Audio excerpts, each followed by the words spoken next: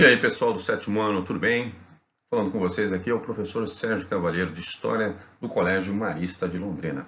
Primeiramente, eu gostaria de desejar que essa videoaula chegue até vocês e todos vocês estejam desfrutando de boas condições de saúde, bem como também na companhia dos seus familiares, que esteja tudo bem com todos, né? Veja só, nós estamos no capítulo 2 do nosso material, falando sobre os renascimentos cultural e urbano.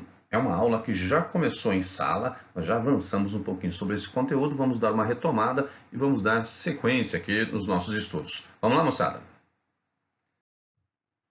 Pessoal, primeiramente, eu gostaria de dizer o seguinte, nós estamos iniciando lá na seção Construindo Saberes, da página 42 e página 43. No entanto, essa videoaula, ela não substitui uma leitura criteriosa do seu material didático, do seu livro.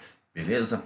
Veja bem, a gente está entrando naquele setor lá, os renascimentos urbano e comercial. O que significa renascimento? O termo em si, na biologia, ele não é muito possível. Não tem como você, uma pessoa, entrar na barriga da mamãe e nascer novamente, renascer nesse aspecto, não é possível. Há um renascimento de uma nova forma, uma retomada de algo que já existiu e que se torna próprio de uma sociedade. E do que a gente está falando especificamente em termos urbano e comercial?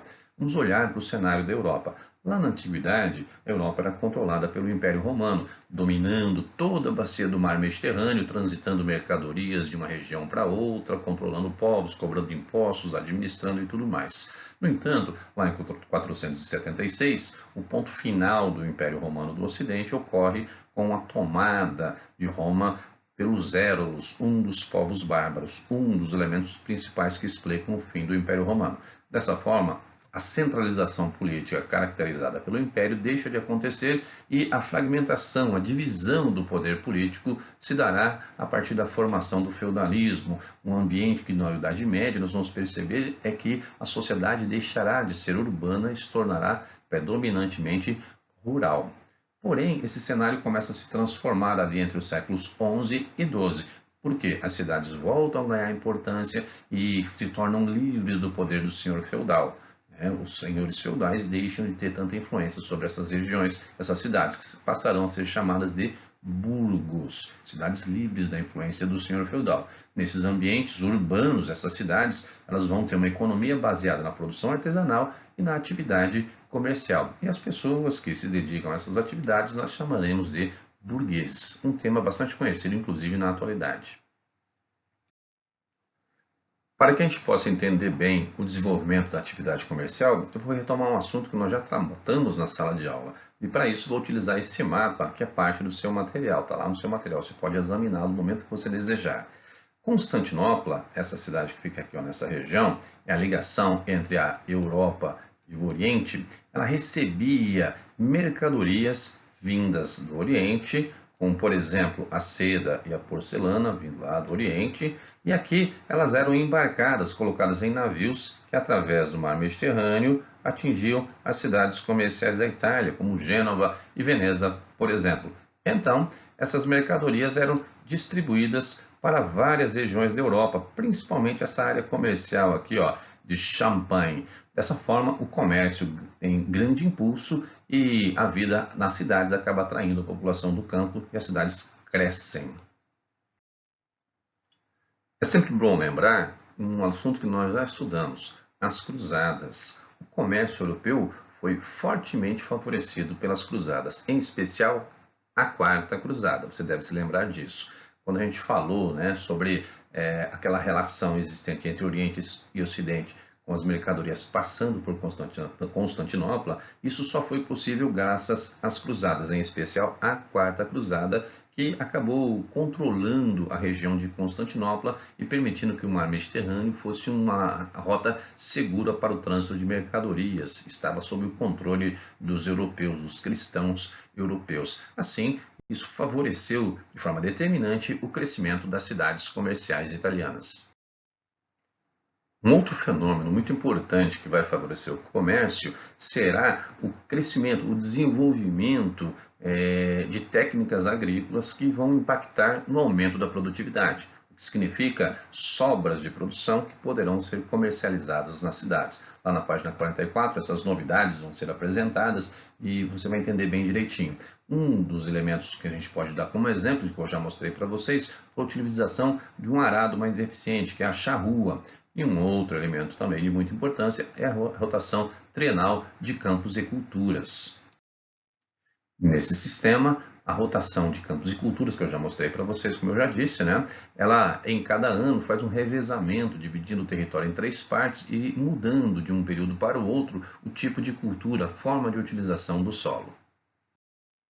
Lá entre as páginas 45 e 46, nós vamos ver como se caracterizou o dia a dia das pessoas nas cidades, nos centros urbanos. Em função da intensa atividade comercial, vai existir a prática da usura, quando as pessoas passam a cobrar juros pelo tempo da dívida das pessoas, né?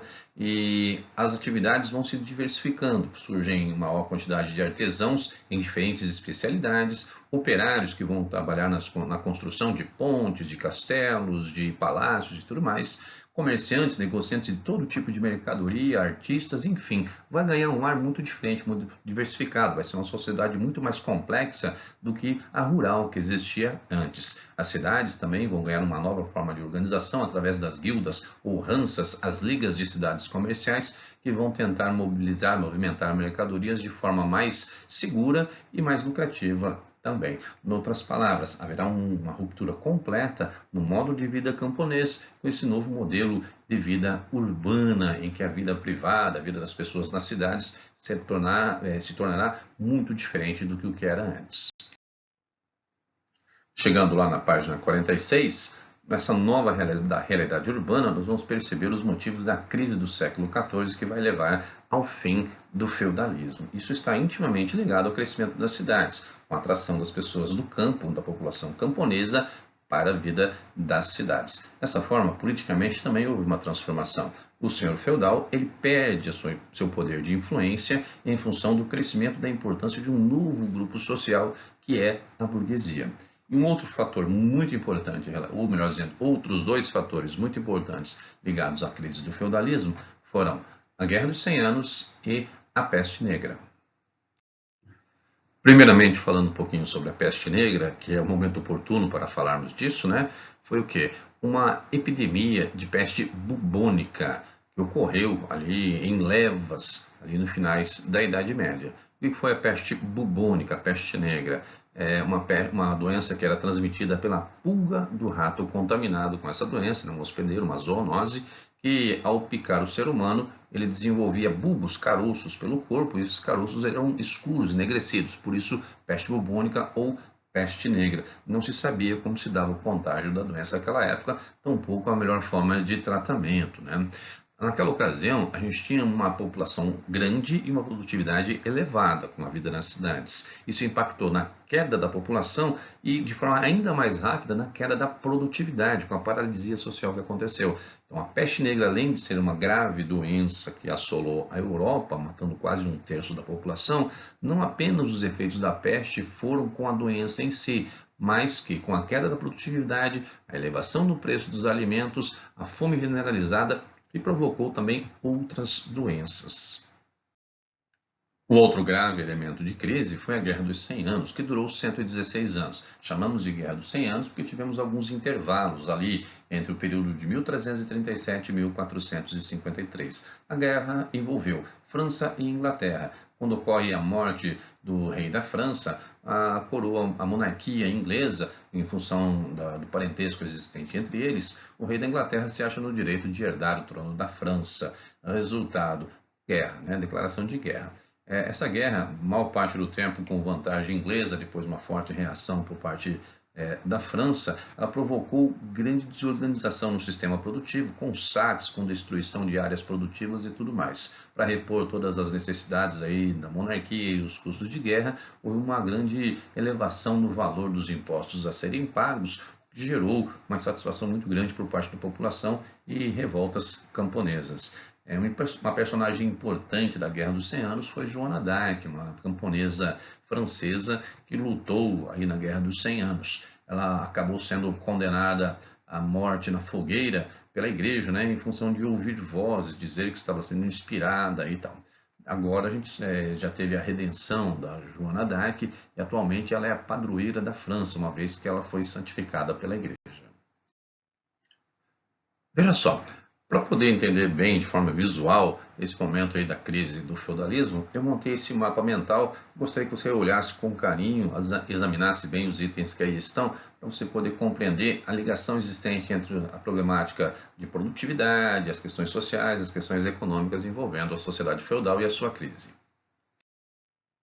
E aí, pessoal, agora que a gente chegou ao final dessa primeira parte do capítulo, eu proponho para vocês a sessão Pratique com atividades da página 47 e 48. São apenas 3 itens, os itens 1, 2 e 3. Procurem fazer essa atividade até a sexta-feira, para que a gente possa também agora, através da Blackboard, fazer a correção. Valeu? Mãos à obra e aquele abraço.